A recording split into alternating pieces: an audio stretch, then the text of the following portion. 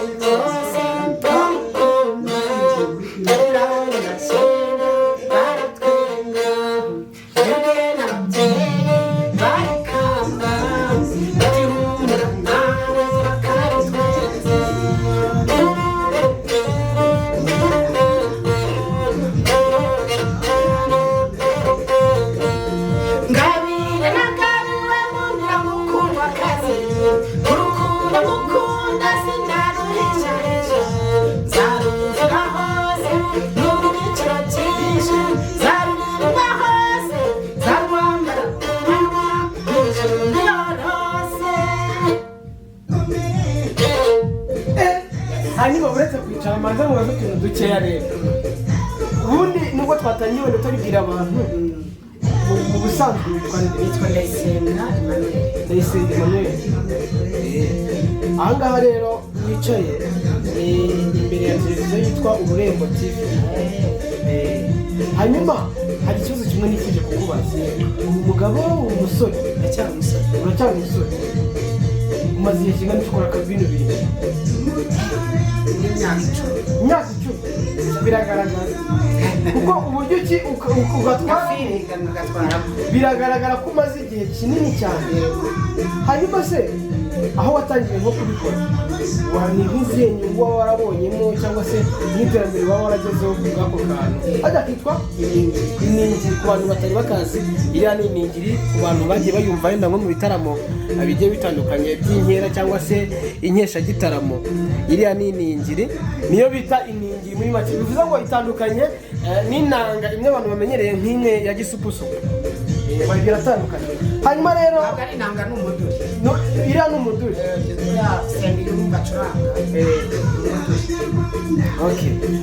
mwabibonye rero uyu munsi noneho twanyarutse turavuga ati reka tuzane iningiri bayiducurangire twumve mwumvishe ko yatangire noneho ku ndirimbo iri gospel arimo arayicuranga.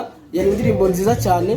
hari abantu batari babimenyereye, nanjye nubwo ntari bimenyera ariko nabyumvise ko bibaho.